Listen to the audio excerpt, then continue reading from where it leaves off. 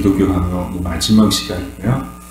시민정부라는 주제를 가지고 우리가 함께 나눌 텐데, 이 땅에는 두 개의 정부가 있어요.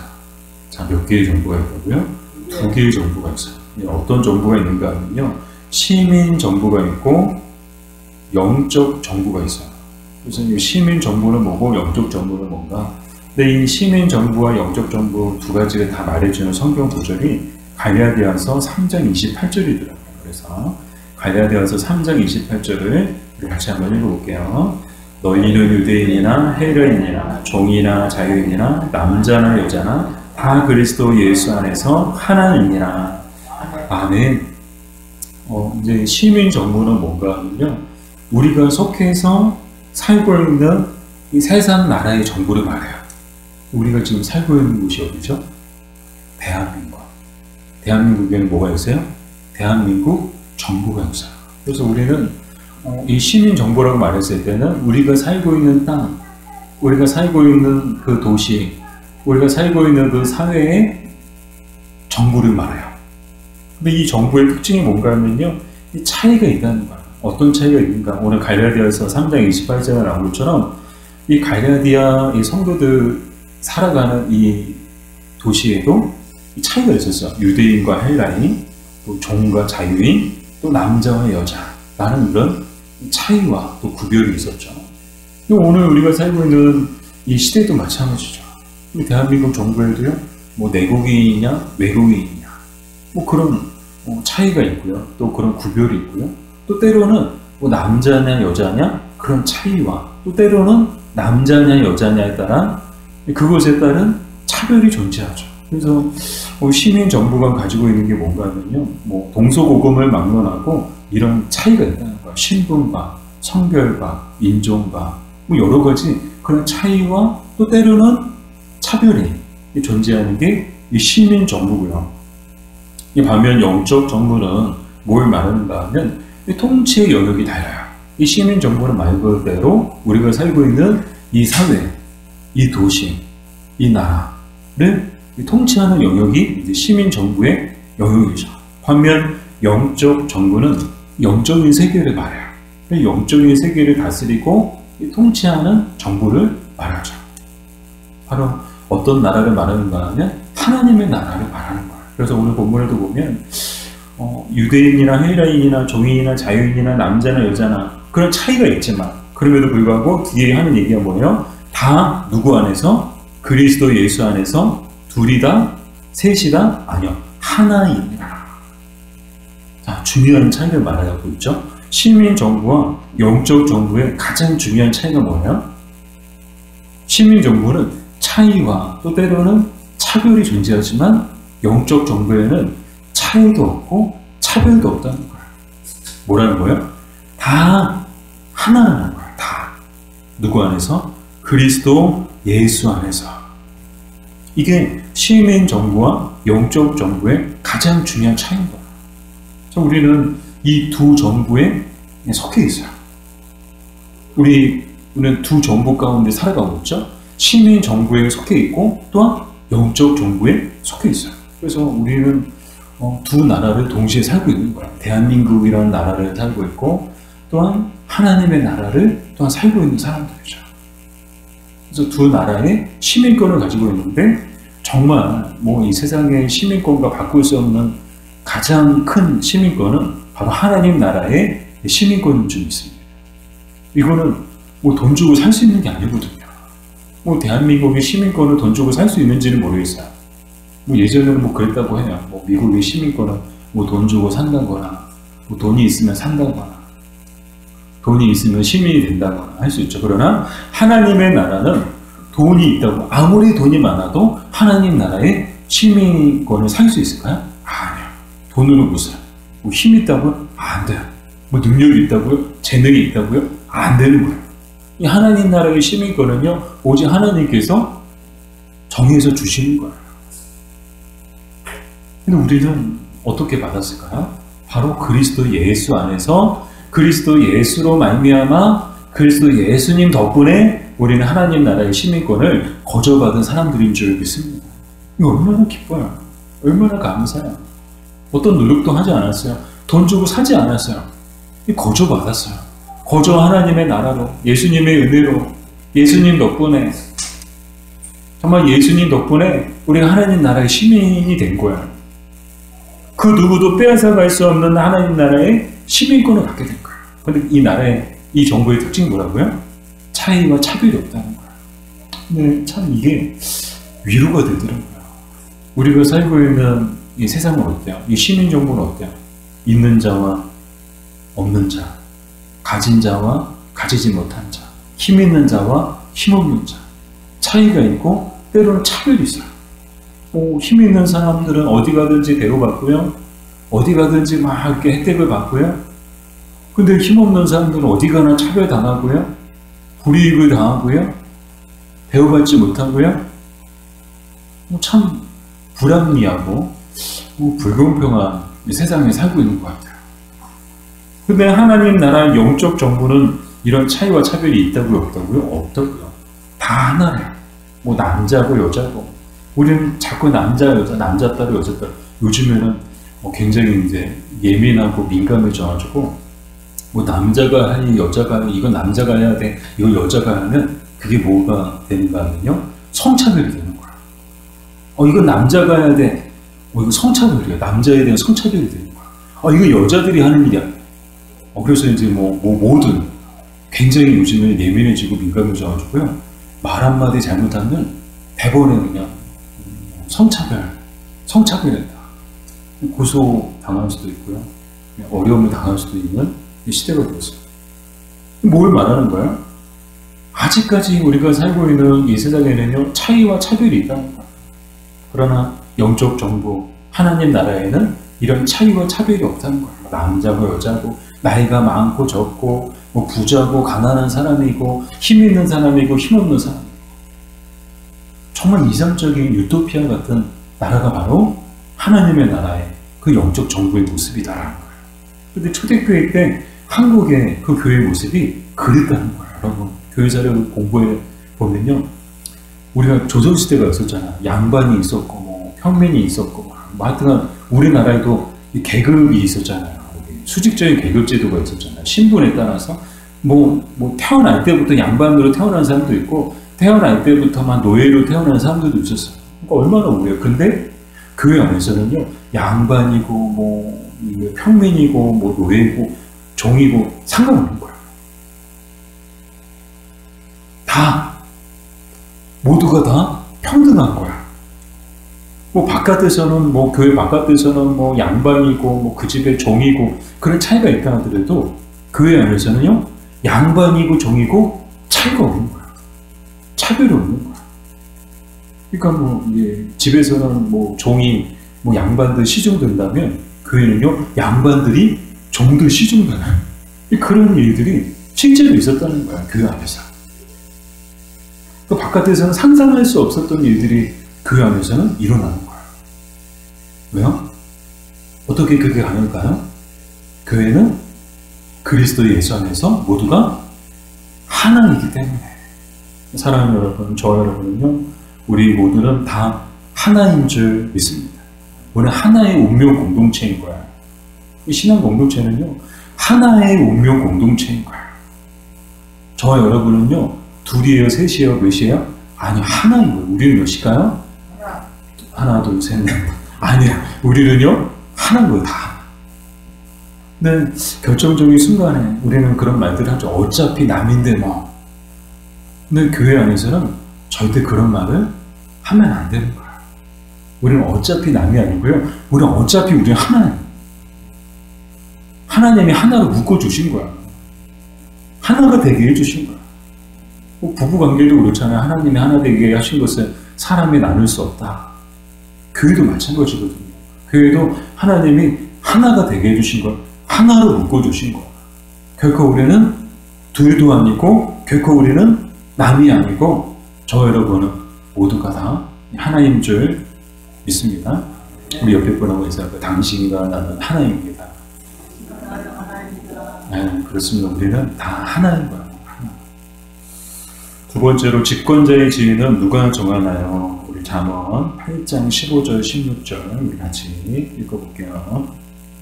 나로 말미암아 왕들이 치리하며 방백들이 공의를 세우며 나로 말미암아 재상과 존귀한 자 곧 모든 의로운 재판관들이 다스리느니라. 아멘. 자, 이 집권자, 이 시민 정부의 통치자들을 누가 세우는가를 이제 묻고 있죠. 이 시민 정부의 이 통치자들, 이 집권자들을 누가 세울까요? 우리가 이제 세상적인 가치관을 가지고 인본주의적으로 생각하면 누가 세요? 시민들을 세워요. 사람이 세우는 거예요. 근데 여러분 동의하세요? 저는 동의하지 않아요. 우리가 세우는 것처럼 보여요. 그러나 오늘 말씀이 뭘 말씀하고 있어요? 하나님의 말씀이 이 세상의 집권자들을 누가 세운다? 하나님이 세우신다는 거예요. 사람이 세우는 것처럼 보이지만 내가 투표해서 내가 찍어서 세웠어. 아니요. 누가 세우신 거예요? 하나님이 세우셨다는 거예요. 잠언 8장 15절 16절이 바로 그 이야기죠. 나로 말미암아 나가 누구예요? 하나님이죠. 하나님께서 이 세상의 왕들을 세우셨고 이 방백들은 누구를 얘기하는가? 오늘날로 얘기하면 고위 공직자들을 얘기해요. 왕처럼 왕과 같은 똑같은 권세와 능력은 아니더라도 왕과 비슷하거나 왕보다는 조금 약하긴 하지만 그럼에도 불구하고 정말 왕 같은 그런 권세와 능력을 가진 이 사람들을 이 방백들이라고 얘기하고 재상과 존귀한 자들 이들 역시도 권세자들이죠. 힘 있는 자들이죠. 다 누가 세웠어요? 나로 말미암아 하나님이 세우셨다는 거예요. 그러니까 이 집권자 통치자의 지위는 누가 정하는가 하면 하나님이 정하신다는 거예요. 그래서 우리는 늘 이런 믿음의 고백을 가지고 살아야 되는 거예요. 우리가 세운 게 아닌 거예요. 내가 뽑아서 내가 찍어서 내가 투표해서 내가 지지해서 세운 게 아닌 거예요. 우리가 세운 게 아닌 거예요. 항상 누가 세우셨다? 하나님이 우리 인간의 역사 속에 또 인류의 그 역사 속에 간섭하심을 통해서 하나님의 주권과 섭리 가운데 지금의 집권자들을 세우셨다. 이런 믿음의 고백이 우리에게 있어야 하는 줄 믿습니다. 더 나아가 집권자들에게는 또 뭐가 필요한가 하면 이런 자기 이해가 필요한 거야. 내가 잘나서 내가 능력이 있어서 사람들이 나를 사랑해주고 나를 지지해줘서 내가 집권자가 된 게 아니고 하나님이 나를 세우셨다. 그런 자기 이해가 있어야 된다는 거야. 근데 참 안타깝죠. 우리나라 이런 집권자들을 찾아보기가 어려워요. 그죠? 누가 취임하는 자리에서 나를 이렇게 이 자리에 세워주신 하나님께 모든 영광과 그런 돌린다는 그런 집권자를 제가 본 적이 없어요. 거의 본 적이 없는 것 같아요. 연예대상 같은 데서는 종종 보거든요. 지금 시즌이잖아요. 연말 해가지고 가요대상, 연예대상 해가지고 수상하는 때 보면 간혹 이제 기독 연예인들이 그 자리에서 모든 영광 하나님 앞에 돌린다. 이게 얼마나 감사하고 얼마나 기뻐요. 근데 세상의 집권자들이 당선되고 취임하고 그런 자리에서 영광을 하나님 앞에 돌리는 것을 거의 본 적이 없어요. 정말 오늘 말씀을 통해서 정말 자기 이해를 가지고 있는 사람들을 찾아보기 어렵다는 거예요. 왜 그럴까요? 그만큼 시대가 악하고 영적으로 어둡기 때문이라는 거예요. 그러니까 인본주의로 가득해요. 세상은 철저하게 인본주의, 사람 중심. 사람이 역사의 주관자고요. 사람이 주인이라. 사람이 신이거나. 운명도, 내일도, 미래도 다 누가 결정해요? 다 사람들이 하는 거야. 여러분 보세요. 나가보세요. 우리는 하나님을 너무 잘 믿죠. 그래서 하나님의 보이지 않는 성격과 하나님의 주권과 또 하나님의 섭리를 늘 고백하고 인정하며 살아가지만 또 의식하며 살아가지만 세상 사람들은요 하나님이 어디 있어요? 사람이 주인인 거야. 사람들이 주인공인 거야. 이런 생각, 이런 인본주의로 가득하다 보니까 집권자들의 의식 속에도 뭐가 있는 거예요? 철저한 어떤 하나님 앞에서의 자기 이해라기보다는 정말 사람들이 가지고 있는 인본주의로 가득한 그런 자기 이해를 가지고 집권자들이 그렇게 통치하는 모습들을 우리는 보고 있죠. 그래서 우리는 이런 때일수록 시대가 악하고 또 어두운 때일수록 더욱더 하나님이 기뻐하시고 정말 하나님에 대한 바른 자기 이해를 가진 그런 집권자들이 세워지도록 우리는 늘 기도해야 하는 줄 믿습니다. 그래서 선거 가까울 때는 우리 믿는 사람이 열심히 기도해야 되는 거예요. 정당을 떠나서 사람을 떠나서 우리는 첫 번째 기도 제목이 뭔가 하면 정말 하나님의 주권과 또 하나님의 능력과 또 하나님을 경외하는 그런 집권자들이 세워지게 돼요. 그렇게 또 더 나아가 그런 마음을 가지고 정말 시민을 사랑하고 또 시민들을 위해서 봉사할 수 있는 그런 지도자가 세워지도록 기도해야 하는 줄 믿습니다. 자, 세 번째로 집권자, 이 통치자의 의무는 무엇인가요? 우리 예레미야 22장 3절 말씀 같이 읽겠습니다. 여호와께서 이와 같이 말씀하시되 너희가 정의와 공의를 행하여 탈취당한 자를 압박하는 자의 손에서 건지고 이방인과 고아와 가부를 압제하거나 학대하지 말며 이곳에서 무지한 피를 흘리지 말라. 아멘. 예레미야 선지자를 통해서 말씀하시는데 너희가 나오죠. 이 너희는 누구를 말하는가 하면 문맹상 왕과 신하와 왕족들을 말해요. 한마디로 집권자들, 통치자들을 말하죠. 자, 이 통치자들을 향해서 하나님이 뭐라고 말씀하세요? 정의와 공의를 행하여. 즉, 이 집권자들, 통치자들의 첫 번째 의무는 뭔가 하면 정의와 공의를 행하는 것이다 라는 거예요. 이 정의를 미시파트라고 하고 이 공의를 체다카라고 이야기하는데 이 미시파트와 이 체다카 정말 우리가 성경에서 많이 보지 않나요? 정의, 공의.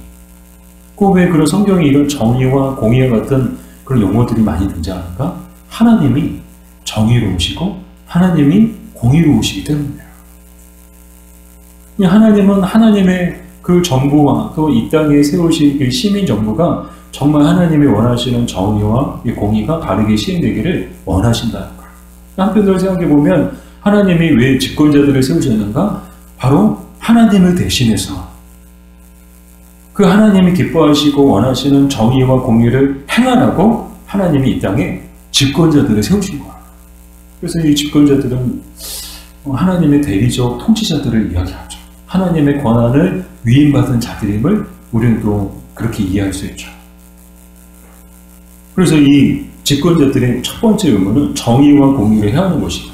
근데 이 예레미야서를 보면요, 당시 이런 말씀을 하실 때는요, 어떤 전제가 있었는가 하면 그 당시에 정의와 공의가 실종된 상태였던 거예요. 아니, 다른 사회도 아니고 이스라엘 사회예요. 하나님을 섬긴다는 이 이스라엘 민족 가운데 정의와 공의가 실종되어 버린 거예요.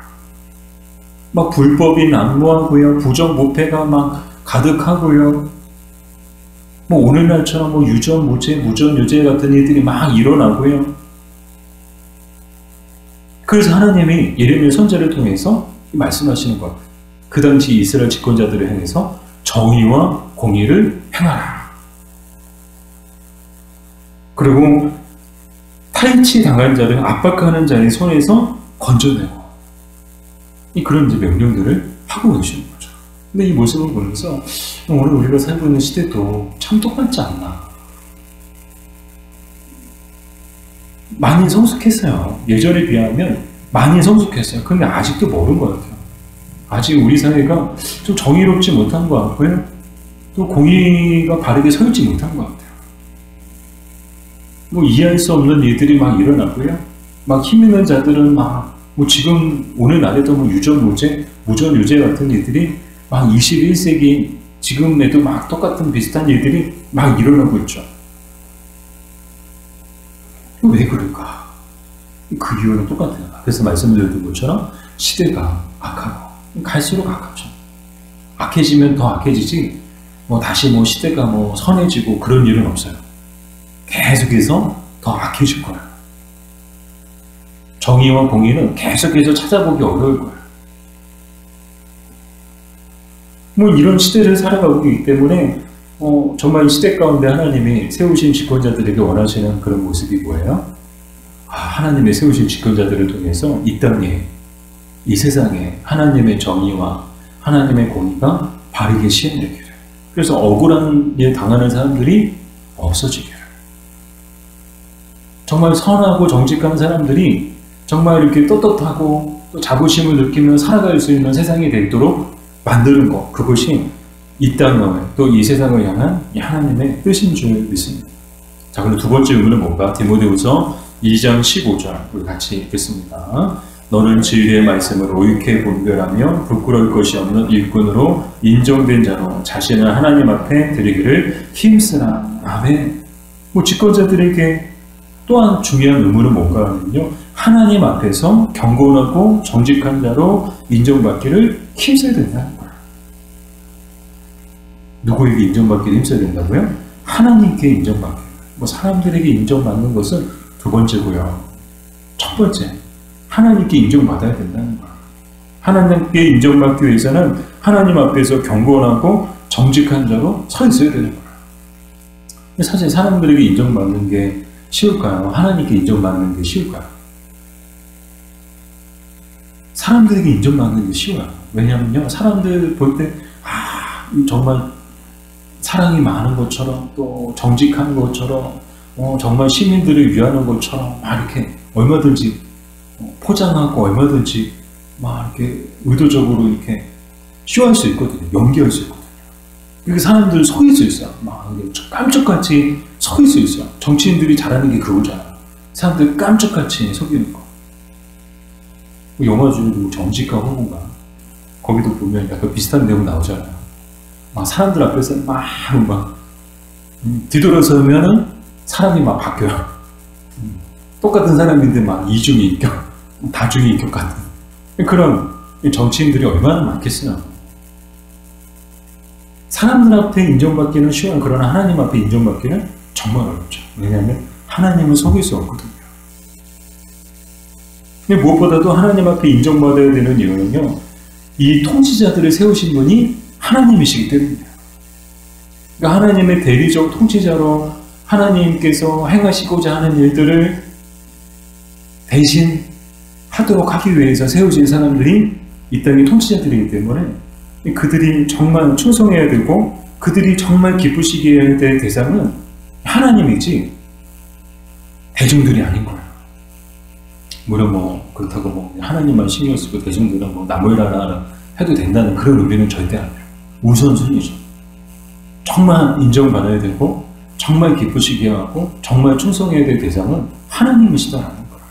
근데 이 말씀이 오늘 우리에게 주시는 영적인 교훈은 무엇인가 하면 우리 예수님을 믿고 하나님을 믿는 모든 사람들의 의무도 똑같다는 거예요. 꼭 집권자들의 의무만 이것인가? 그렇지 않다는 거예요. 오늘 예수님을 믿는 모든 그리스도인들의 의무도 같다는 거예요.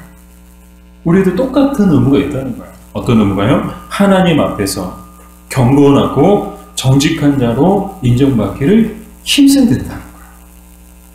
그러니까 하나님 앞에서 경건하게 살고자 사람들에게 교회에서 믿음 참 좋다. 여러분, 제가 예전에도 설교하다가 예화 시간에 한번 말씀을 드렸잖아요. 교회에서는 누구보다도 믿음 좋아 보이고 남들이 다 부러워하는 남편감이고 아버지고 그런데 막상 그 집에 같이 사는 그 아내분 얘기 들어보니까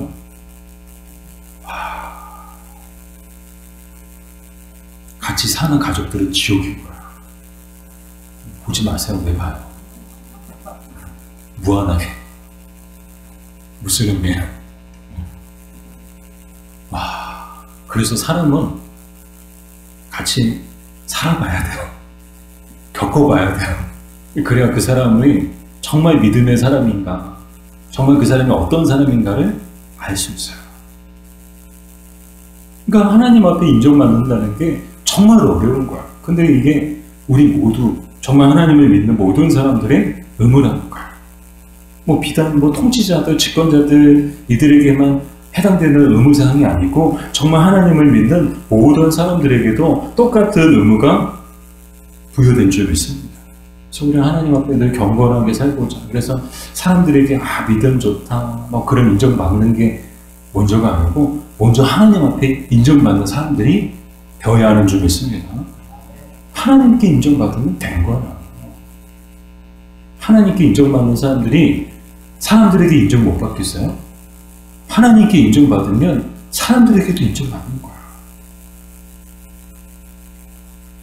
이 바라기는 정말 하나님 앞에서 경건하고 정직한 자로 인정받기를 힘씀을 통하여서 하나님을 기쁘시게 하고 사람들을 행복하게 하는 저와 여러분들 되기를 주님의 이름으로 축복합니다.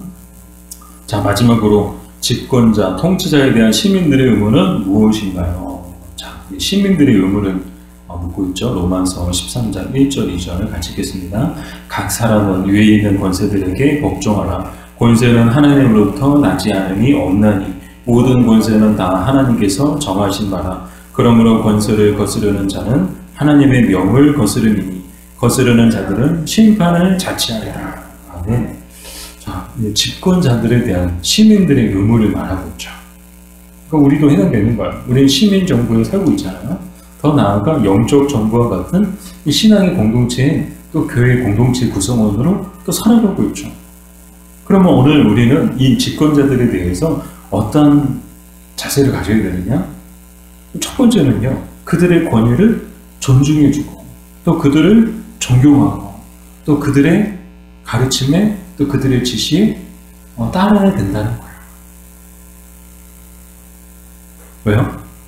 왜 우리는 그들의 권위를 존중해주고, 또 그들을 존경하고, 또 그들의 지시에 따라야 되는가? 앞에서 말씀을 드렸잖아요. 그 이유가 뭐가? 하나님이 세우신 사람들이기 때문인 거예요.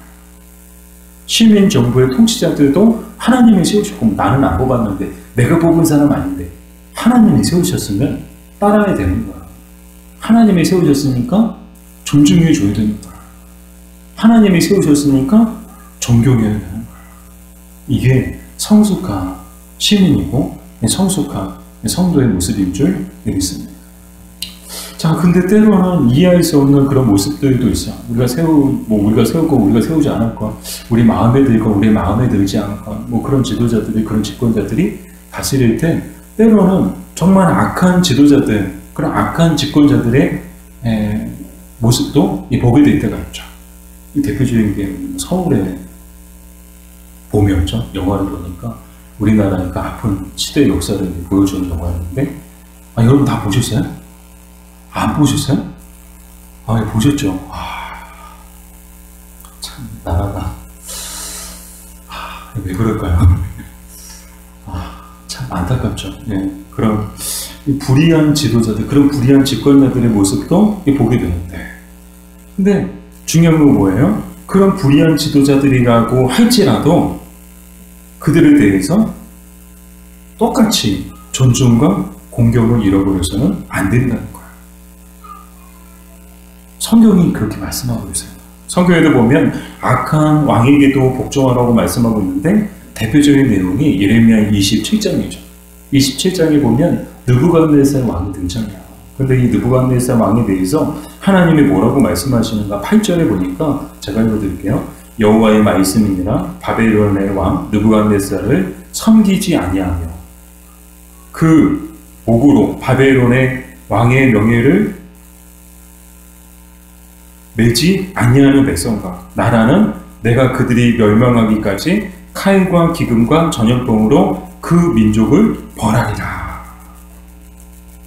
뭘 말씀하세요? 아니 이방 왕이 이스라엘 왕도 아니고 이방 그 느부갓네살 왕을 섬기지 않으면 하나님이 뭐라고 말씀하세요? 칼과 기근과 전염병으로 그 민족을 벌하리라. 아니 악한 왕이에요. 이방 왕이에요. 침략자예요. 근데 섬기래요. 왜 그러실까요? 여기 담겨진 하나님의 뜻이 있죠.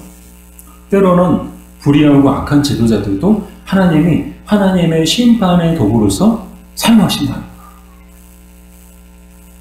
거예요. 오늘 이 시대에 악한 지도자들 많잖아요. 방송에 나가요, 이게. 러시아의 푸틴, 북한의 김정은, 하마스 지도자 같은 그런 악한 지도자들, 이런 지도자들이 있는 이유가 뭘까요? 하나님이 심판의 사자로 그들을 사용하시기 위해서 때로는 시대 가운데 악한 지도자들, 악한 집권자들도 세우신다는 거예요. 그런 자들에 대해서도 우리는 존중과 공경을 잃어버려서는 안 된다는 거예요. 이게 이제 기독교 강령 존 칼빈의 가르침이에요. 이게 성숙한 시민의 모습이라는 거예요. 그러나 자, 이렇게만 생각하면, 이렇게만 내지면 뭔가 좀 이렇게 개운하지가 않은데, 칼빈이 뭐라고 얘기하는가 하면 단 한 가지 예외가 있다는 거예요. 자, 뭐 아무리 약한 지도자라 무조건 순종하고 무조건 복종하고, 한 가지 예외가 있다는 거예요. 어떤 예외가 있는가 하면요, 인간에 대한 복종이 하나님께 대한 불복종이 되어서는 안 된다, 그런 말이에요. 즉 인간에게 복종한다고 하다가 그게 하나님께 대한 불복종이 되면 안 된다는 거예요. 그런 때는 복종하지 말라는 거예요. 그런 불의한 지도자들, 아무리 집권자고 통치자고 하더라도 그들의 명령을 따라서는 안 된다는 거예요. 그 내용이 고린도전서 7장 23절이죠. 우리 같이 읽겠습니다. 너희는 값으로 사신 것이니 사람들의 종이 되지 말라. 아멘. 우리는 그리스도의 종이지 사람들의 종이 아니라는 거예요. 그러니까 무조건 순종하고, 뭐 불의하든 악하든 전쟁을 하든, 뭐 하나님이 기뻐하지 않든 그런 하나님의 말씀에 거역되고 반역되는 그런 일들을 서슴지 않고 막 행하는 자들, 그런 집권자들에 대해서 뭐라고 말씀하세요? 그런 자들의 명령이라면 따르지 않아도 된다는 거야. 그런 자들에게는 복종하지 않아도 된다는 거야. 근데 성경에 보니까 다니엘과 그의 친구들이 그랬어요. 여러 위기들이 있었죠. 포로로 끌려가서 교육받을 때부터 왕의 음식과 포도주를 먹는데, 뭐 우리 인간적으로 생각하면 좋은 거 아니야? 와, 왕이 얼마나 잘 먹겠어. 와, 특별한 혜택 아니야? 근데 거기에는요, 부정한 음식들이 포함되어 있었어요. 하나님이 금하신 것들이 포함되어 있었던 거예요. 그러니까 다니엘과 그의 세 친구들이 그걸 거부하죠. 우리 안 먹겠다. 우리 못 먹는다. 근데 노예예요. 노예로 끌려갔어요. 노예에게 무슨 선택권이 있어요?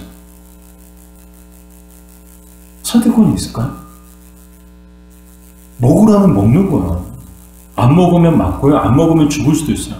그런데도 불구하고 다니엘과 그의 친구들은 거부했다는 거예요. 또 그 뒤에도 뭐 이제 이 금신상을 이제 만들어 놓고 그 금신상이 절하지 않으면 풀무불 속에 막 지워 던지는 그런 명령을 내렸죠. 그때도 어떻게 했어요? 이 다니엘의 세 친구들이 거부했어요. 죽어도 좋다. 그리 아니하실지라도 이 금신상이 절하는 일은 없다. 풀무불 속에 들어갔어요. 와, 대단하지 않아요? 이런 믿음. 뿐만 아니라 이제 기도를 못하게 했죠. 기도하면 이번에 사자굴 속에 집어넣겠다. 근데 기도하지 말라는 그 명령을 따르지 않았어요. 왜요? 인간에 대한 복종이 하나님께 대한 불복종이 되어버리기 때문에 기도해야 된다. 그래서 다니엘이 어떻게 했어요? 그 명령을 어기고 기도한 거예요. 어떻게 됐어요? 사자굴 속에 들어갔어요. 뭐 안 들어가진 않았어요. 풀무불 속에 들어가고 사자굴 속에 다 들어갔어요. 근데 어떤 일이 일어났죠? 하나님이 지켜주셨어요. 머리털 하나 상하지 않고요. 다 그 가운데서 그냥 온전히 나오게 되는 그런 모습을 보여주죠. 뭘 말하는 걸까요? 우리에게도 이런 믿음이 있었으면 좋겠다는 거예요. 우리에게 정말 필요한 믿음이, 이런 믿음이 정말 하나님 앞에 인정받는 믿음 아닐까요? 타협하지 않고 뭐 풀무불 속에 들어가서 뭐 죽으면 죽으리라는 그런 심정을 가지고, 그런 믿음의 각오를 가지고, 그런 믿음의 열정을 가지고 우리가 살아야 하는 줄 믿습니다. 정말 그런 사람들이 하나님 앞에 인정받고, 그런 사람들이 정말 하나님 앞에 기쁨이 들고, 그런 사람들이 정말 하나님 앞에 칭찬받고, 그런 사람들이 정말 연말 시장에서 대상 받지 않을까. 열심히 한 사람들, 정말 탁월하게 열심히 한 사람들이 대상 받잖아요. 상 받잖아요. 뭐 그냥 하는 둥 마는 둥 하는 사람들은 상 못 받아요.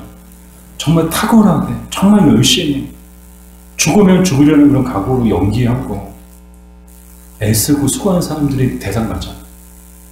이 하나님의 나라도 똑같은 줄 믿습니다. 어떤 사람들이 하나님께 인정받고, 어떤 사람들이 하나님 앞에 큰 상을 받고, 어떤 사람들이 하나님 앞에 칭찬을 받는가.